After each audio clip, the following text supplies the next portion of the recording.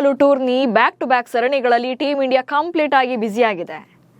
White ball ಹಾಗೆ red ball ಫಾರ್ಮೆಟ್ನಲ್ಲೂ ಕೂಡ ಸಾಲಿಡ್ ಫಾರ್ಮ್ನಲ್ಲಿದೆ. ಇದರ ನಡುವೆ 2026ರ IPLಗೂ ಕೂಡ BCCI ಭರ್ಜರಿಯಾಗಿ ಸಿದ್ಧತೆ ಮಾಡಿಕೊಳ್ತಾ ಇದೆ. ಇದೀಗ ಮಿನಿ ಹರಾಜಿಗೆ ಡೇಟ್ ಕೂಡ ಫಿಕ್ಸ್ ಆಗಿದ್ದು ಫ್ರಾಂಚೈಸಿಗಳಿಗೆ ಡೆಡ್ಲೈನ್ ನೀಡಲಾಗಿದೆ. ಹಾಗಾದ್ರೆ ಮಿನಿ ಆಕ್ಷನ್ ಯಾವಾಗ? ಯಾವೆಲ್ಲ ಟೀಮ್ಗಳಿಂದ ಯಾವೆಲ್ಲ ಪ್ಲೇಯರ್ಗಳು ರಿಲೀಸ್ ಆಗ್ತಾರೆ? RCB ಯಾರನ್ನ ಬಿಡುಗಡೆ ಮಾಡಬಹುದು? ಈ ಬಗೆಗಿನ ಒಂದಷ್ಟು ಮಾಹಿತಿಯನ್ನು ಈ ವಿಡಿಯೋದಲ್ಲಿ ನೀಡ್ತೇನೆ. ನಾನು ಶಾಂತ. ನೀವು ಸುದ್ದಿಯಾನದ ಸಬ್ಸ್ಕ್ರೈಬರ್ ಆಗೋದಕ್ಕೆ ಮರಿಬೇಡಿ.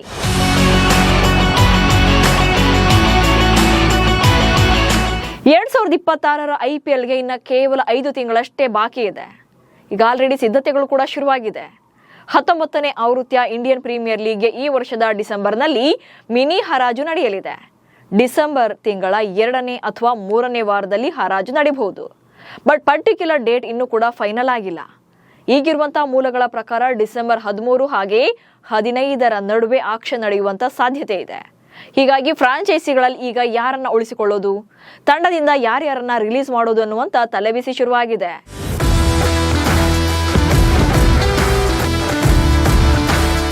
ಆಟಗಾರರನ್ನ ಉಳಿಸಿಕೊಳ್ಳೋಕೆ ಹಾಗೆ ತಂಡದಿಂದ ಕೈ ಬಿಡೋಕೆ ನವೆಂಬರ್ 15ರ ಡೆಡ್ಲೈನ್ ನೀಡಲಾಗಿದೆ. ಎಲ್ಲಾ ಫ್ರಾಂಚೈಸಿಗಳು ಈ ದಿನಾಂಕದ ಒಳಗೆ ತಾವು ತಂಡದಲ್ಲಿ ಉಳಿಸಿಕೊಂಡ ಆಟಗಾರರ ಪಟ್ಟಿಯನ್ನ BCCIಗೆ ಸಲ್ಲಿಕೆ ಮಾಡಬೇಕು. ಅಷ್ಟಕ್ಕೂ 10 ಫ್ರಾಂಚೈಸಿಗಳು ಕೂಡ ಒಂದಷ್ಟು ಆಟಗಾರರನ್ನ ರಿಲೀಸ್ ಮಾಡೋದು ಪಕ್ಕಾ ಇದೆ. ಸೊ ಯಾವ್ಯಾವ ಟೀಮ್ನಲ್ಲಿ ಯಾವ್ಯಾವ ಆಟಗಾರರು ರಿಲೀಸ್ ಲಿಸ್ಟ್ ನಲ್ಲಿ ಇದ್ದಾರೆ ಅನ್ನೋದನ್ನ ನೋಡ್ತಾ ಹೋಗೋಣ. ಮೊದಲಿಗೆ ಚೆನ್ನೈ ಸೂಪರ್ ಕಿಂಗ್ಸ್ ತಂಡದಿಂದ ಸಾಕಷ್ಟು ಆಟಗಾರರನ್ನ ಬಿಡುಗಡೆ ಮಾಡುವಂತ ಸಾಧ್ಯತೆ ಇದೆ. ಯಾಕಂದ್ರೆ ಕಳೆದ ಸೀಸನ್ ಅಲ್ಲಿ ಅವರ ಪರ್ಫಾರ್ಮೆನ್ಸ್ ತೀರಾ ಕಳಪೆಯಾಗಿತ್ತು. ಇನ್ನು ಆಲ್ರೆಡಿ CSK ತಂಡದ ಆಟಗಾರ ರವಿಚಂದ್ರನ್ ಅಶ್ವಿನ್ ನಿವೃತ್ತಿಯನ್ನ ಘೋಷಣೆ ಮಾಡಿದ್ದಾರೆ. ಸೊ ಅವರು IPL ನಲ್ಲೂ ಕೂಡ ಆಡೋದಿಲ್ಲ. ಇನ್ನು ಅವರನ್ನ ಬಿಟ್ರೆ ಡ್ವೇನ್ ಕಾನ್ವೆ, ದೀಪಕ್ ಹೂಡಾ, ರಾಹುಲ್ ತ್ರಿಪಾಠಿ, ವಿಜಯ್ ಶಂಕರ್ ಹಾಗೆ ಸ್ಯಾಮ್ ಕರನ್ ಇವರಿಷ್ಟು ಜನ ರಿಲೀಸ್ ಆಗುವಂತ ಲಿಸ್ಟ್ ನಲ್ಲಿದ್ದಾರೆ CSK ತಂಡದ ಆಟಗಾರರು. ಇನ್ನು ಡೆಲ್ಲಿ ಕ್ಯಾಪಿಟಲ್ಸ್ ತಂಡದ ಬಗ್ಗೆ ನೋಡೋದಾದ್ರೆ Faf du Plessis, Jake Fraser McGurk, Dushmantha Chameera, Mohit Sharma, Karun Nair, Sameer Rizvi, Donovan Ferreira. So ಇದಿಷ್ಟು ಜನ ಡೇಂಜರ್ ಝೋನ್ ನಲ್ಲಿ ಇದ್ದಾರೆ, ಅಂದ್ರೆ ರಿಲೀಸ್ ಆಗುವಂತ ಪಟ್ಟಿಯಲ್ಲಿದ್ದಾರೆ. ಬಟ್ ಅಂತಿಮವಾಗಿ ಇವರಲ್ಲಿ ಒಂದಷ್ಟು ಜನರನ್ನ ಉಳಿಸಿಕೊಂಡು ಮತ್ತೆ ಒಂದಷ್ಟು ಜನರನ್ನ ರಿಲೀಸ್ ಮಾಡುವಂತ ಸಾಧ್ಯತೆ ಇದೆ. ಅಂದ್ರೆ ಇವರಿಷ್ಟು ಜನ ರಿಲೀಸ್ ಲಿಸ್ಟ್ ನಲ್ಲಿ ಇರ್ತಾರೆ, ಬಟ್ ಇನ್ನು ಕೂಡ ಫೈನಲ್ ಆಗಿಲ್ಲ. ಇನ್ನು ಗುಜರಾತ್ ಟೈಟನ್ಸ್ ತಂಡದ ಬಗ್ಗೆ ನೋಡೋದಾದ್ರೆ ಗುಜರಾತ್ ಟೈಟನ್ಸ್ ತಂಡದಲ್ಲಿ ಕರೀಂ ಜನತ್, ರಾಹುಲ್ ತೆವಾಟಿಯಾ, ಜೆರಾಲ್ಡ್ ಕೋಟ್ಜಿ, ಜಯಂತ್ ಯಾದವ್, ಕುಲ್ವಂತ್ ಕೇಜ್ರೋಲಿಯಾ, ಮಾನವ್ ಸುತಾರ್. ಸೊ ಇದಿಷ್ಟು ಆಟಗಾರರು ಈಗ ಗುಜರಾತ್ ಟೈಟನ್ಸ್ ತಂಡದ ರಿಲೀಸ್ ಲಿಸ್ಟ್ ನಲ್ಲಿ ಇದ್ದಾರೆ. ಬಟ್ ಅಂತಿಮವಾಗಿ ಯಾರನ್ನ ಕೈ ಬಿಡ್ತಾರೆ ಅನ್ನೋದು ಕೂಡ ಈಗಿರುವಂತ ಕುತೂಹಲ. ಇನ್ನು 2024ರ ಚಾಂಪಿಯನ್ ಆಗಿ 2025ರಲ್ಲಿ ಅಷ್ಟೇನು ಶೈನ್ ಆಗದಂತ ಕೋಲ್ಕತಾ ನೈಟ್ ರೈಡರ್ಸ್ ತಂಡ ಅಂತೂ ನೆಕ್ಸ್ಟ್ ಸೀಸನ್ಗೆ ಒಂದಷ್ಟು ಮೇಜರ್ ಡೆವಲಪ್ಮೆಂಟ್ಸ್ಗಳೊಂದಿಗೆ ಬರುತ್ತೆ. ಅದರಲ್ಲೂ ಕೂಡ ವೆಂಕಟೇಶ್ ಅಯ್ಯರ್, ಈ ದುಬಾರಿ ಆಟಗಾರ, ಇವರು 23 ಕೋಟಿ ಕೊಟ್ಟು ಖರೀದಿ ಮಾಡಿದ್ರು. ಬಟ್ ಅವರಿಂದ ಏನು ಉಪಯೋಗ ಆಗಲಿಲ್ಲ. ಹೀಗಾಗಿ ನೆಕ್ಸ್ಟ್ ಸೀಸನ್ಗೂ ಮುನ್ನ ಮಿನಿ ಹರಾಜಿನಲ್ಲಿ ರಿಲೀಸ್ ಮಾಡುವಂತ ಸಾಧ್ಯತೆ ಜಾಸ್ತಿ ಇದೆ.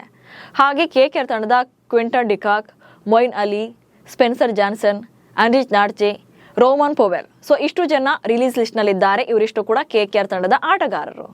ಇನ್ನು ಲಕ್ನೋ ಸೂಪರ್ ಜೈಂಟ್ಸ್ ತಮ್ಮ ಚೊಚ್ಚಲ ಟ್ರೋಫಿಯನ್ನು ಎದುರು ನೋಡ್ತಾ ಇರುವಂತ LSG ಟೀಮ್ನಿಂದ David Miller, Shamar Joseph, Avesh Khan, Manimaran Siddharth, Yuvraj Chaudhary.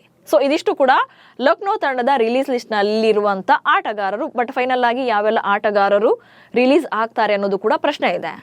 ಇನ್ನು ಮುಂಬೈ ಇಂಡಿಯನ್ಸ್ ತಂಡ ಕೂಡ ಒಂದಷ್ಟು ಚೇಂಜಸ್ ಅನ್ನ ಮಾಡುವಂತ ಸಾಧ್ಯತೆ ಇದೆ. ಅದರಲ್ಲೂ ಕೂಡ ವಿಲ್ ಜಾಕ್ಸ್ ಅವರನ್ನ ಕೈ ಬಿಡಬಹುದು. 2024ರ ಆವೃತ್ತಿಯಲ್ಲಿ RCB ಪರ ವಿಲ್ ಜಾಕ್ಸ್ ಅದ್ಭುತ ಪ್ರದರ್ಶನ ನೀಡಿದ್ರು. ಹೀಗಾಗಿ ಮುಂಬೈ ತಂಡ 2025ರ IPLಗೂ ಮುನ್ನ ವಿಲ್ ಜಾಕ್ಸ್ ರನ್ನ ಖರೀದಿ ಮಾಡಿತ್ತು. ಬಟ್ ಅವರಿಂದ ನಿರೀಕ್ಷಿತ ಪ್ರದರ್ಶನ ಬಂದಿಲ್ಲ. ಹೀಗಾಗಿ ಅವರನ್ನ ರಿಲೀಸ್ ಮಾಡುವಂತ ಸಾಧ್ಯತೆ ಇದೆ. ಇನ್ನ ವಿಲ್ ಜಾಕ್ಸ್ ಜೊತೆ ರೀಸ್ ಟೋಪ್ಲಿ, ಮುಜೀಬುರ್ ರೆಹಮಾನ್, ಕರುಣ್ ಶರ್ಮಾ, ರಾಬಿನ್ ಮಿಂಜ್ ಇವರಿಷ್ಟು ಕೂಡ ರಿಲೀಸ್ ಲಿಸ್ಟ್ ನಲ್ಲಿದ್ದಾರೆ ಮುಂಬೈ ತಂಡದ ಆಟಗಾರರು.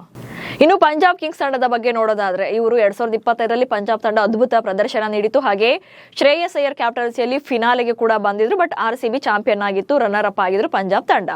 ಬಟ್ ಇವರು ಕೂಡ ಒಂದಷ್ಟು ಚೇಂಜಸ್ ಅನ್ನ ಮಾಡಿಕೊಳ್ಳುವಂತ ಸಾಧ್ಯತೆ ಇದೆ. ಅದರಲ್ಲೂ ಕೂಡ ಗ್ಲೆನ್ ಮ್ಯಾಕ್ಸ್ವೆಲ್ ರವರನ್ನ ರಿಲೀಸ್ ಮಾಡುವಂತ ಸಾಧ್ಯತೆ ಜಾಸ್ತಿ ಇದೆ. ಯಾಕಂದ್ರೆ ಕಳೆದ 2-3 ವರ್ಷಗಳಿಂದ ಗ್ಲೆನ್ ಮ್ಯಾಕ್ಸ್ವೆಲ್ IPL ನಲ್ಲಿ ಕ್ಲಿಕ್ ಆಗ್ತಾ ಇಲ್ಲ. ತುಂಬಾನೇ ಒದ್ದಾಡ್ತಾ ಇದ್ದಾರೆ ರನ್ಗಳನ್ನ ಕಲೆ ಹಾಕೋಕೆ. ಇದು ಆಕ್ಚುಲಿ ಗೊತ್ತಾಗ್ತಾ ಇದೆ, ನೋಡಿದ್ರೇನೆ ಗೊತ್ತಾಗ್ತಾ ಇದೆ. ಹಿಂಗಾಗಿ ಪಂಜಾಬ್ ತಂಡ ಮ್ಯಾಕ್ಸ್ವೆಲ್ ರನ್ನ ರಿಲೀಸ್ ಮಾಡುವಂತ ಸಾಧ್ಯತೆ ಜಾಸ್ತಿ ಇದೆ. ಇವರ ಜೊತೆಗೆ Marcus Stoinis, Azmatullah Omarzai, Aaron Hardie, Xavier Bartlett, Praveen Dubey ಇವರಿಷ್ಟು ಕೂಡ ಪಂಜಾಬ್ ತಂಡದ ರಿಲೀಸ್ ಲಿಸ್ಟ್ ನಲ್ಲಿದ್ದಾರೆ, ಅಂದ್ರೆ ಡೇಂಜರ್ ಝೋನ್ ನಲ್ಲಿದ್ದಾರೆ. ಇವರಲ್ಲಿ ಯಾರು ಬೇಕಾದ್ರೂ ಕೂಡ ರಿಲೀಸ್ ಆಗುವಂತ ಸಾಧ್ಯತೆ ಇದೆ. ಇನ್ನು ರಾಜಸ್ಥಾನ್ ರಾಯಲ್ಸ್ ಬಗ್ಗೆ ನೋಡೋದಾದ್ರೆ ತುಷಾರ್ ದೇಶಪಾಂಡೆ, ಶುಭಮ್ ದುಬೆ, ವನಿಂದು ಹಸರಂಗ ಹಾಗೆ ಸಂಜು ಸ್ಯಾಮ್ಸನ್ ಯಾಕಪ್ಪ ಅಂದ್ರೆ ರಾಜಸ್ಥಾನ ತಂಡದಲ್ಲಿ ಒಂದಷ್ಟು ಬಿರುಕುಗಳು ಬಂದಿದೆ. ಹೀಗಾಗಿ ಸಂಜೂರನ್ನ ಅವರು ಬಿಡುಗಡೆ ಮಾಡದೇ ಇದ್ರು ಕೂಡ ಸಂಜುನೇ ಹೊರಗಡೆ ಬರುವಂತ ಸಾಧ್ಯತೆ ಇದೆ ಅನ್ನೋ ಕಾರಣಕ್ಕಾಗಿ ರಾಜಸ್ಥಾನ ರಾಯಲ್ಸ್ ತಂಡದ ರಿಲೀಸ್ ಪಟ್ಟಿಯಲ್ಲಿ ಸಂಜು ಸ್ಯಾಮ್ಸನ್ ಹೆಸರು ಕೂಡ ಇದೆ. ಬಟ್ ಅಂತಿಮವಾಗಿ ಅಷ್ಟರಲ್ಲಿ ಸಂಜು ಅವರ ಮನವೊಲಿಕೆಯನ್ನ ಮಾಡಿ ತಂಡದಲ್ಲಿ ಉಳಿಸಿಕೊಳ್ತಾರಾ ಅಥವಾ ಬಿಡುಗಡೆ ಮಾಡ್ತಾರಾ ಅನ್ನೋದು ಕೂಡ ಪ್ರಶ್ನೆ ಇದೆ.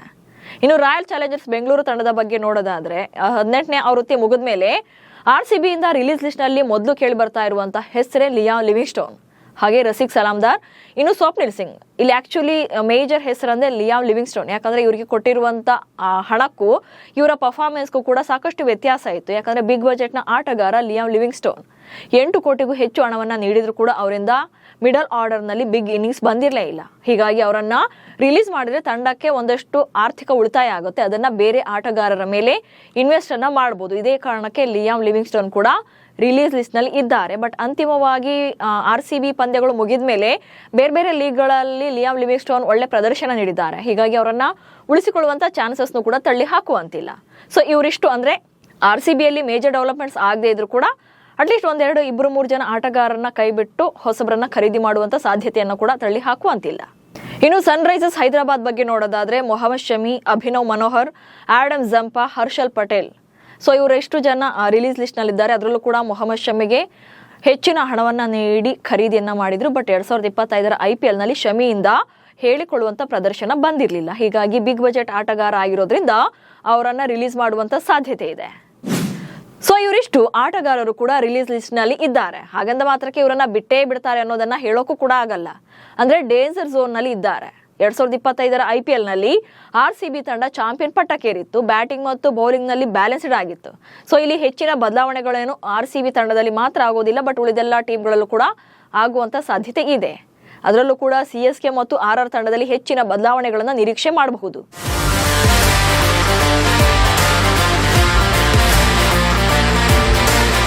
ಅದು ಅಲ್ಲದೆ KKR, CSK ತಂಡಗಳು ಕ್ಯಾಪ್ಟನ್ ಬದಲಾವಣೆಯ ಪ್ಲಾನ್ ನಲ್ಲಿವೆ. ಸೊ ಯಾರನ್ನ ಚೂಸ್ ಮಾಡಿಕೊಳ್ತಾರೆ ಅನ್ನೋದು ಕೂಡ ಇಲ್ಲಿ ಇಂಪಾರ್ಟೆಂಟ್ ಆಗುತ್ತೆ. ಅದು ಅಲ್ಲದೆ ಈ ಸಲ ಮಿನಿ ಹರಾಜು ಆಗಿರೋದ್ರಿಂದ ದೊಡ್ಡ ದೊಡ್ಡ ಆಟಗಾರರು ಇಲ್ಲದೆ ಇದ್ರು ಕೂಡ ಒಂದಷ್ಟು ತಂಡಗಳಲ್ಲಿ ಮೇಜರ್ ಚೇಂಜಸ್ ಆಗೋದಂತೂ ಪಕ್ಕಾ ಇದೆ. ಸೊ ಅಂತಿಮವಾಗಿ ನಿಮ್ಮ ಪ್ರಕಾರ ಯಾವ್ಯಾವ ತಂಡದಿಂದ ಯಾರು ಹೊರಬರಬಹುದು, ಹಾಗೆ RCB ಇಂದ ಯಾರನ್ನ ರಿಲೀಸ್ ಮಾಡಬಹುದು ಅನ್ನೋ ಬಗ್ಗೆ ಕಮೆಂಟ್ಸ್ ಮೂಲಕ ತಿಳಿಸಿ. ಹಾಗೆ ಸುದ್ದಿಯನ್ನ ಫಾಲೋ ಮಾಡಿ. ನಮಸ್ಕಾರ.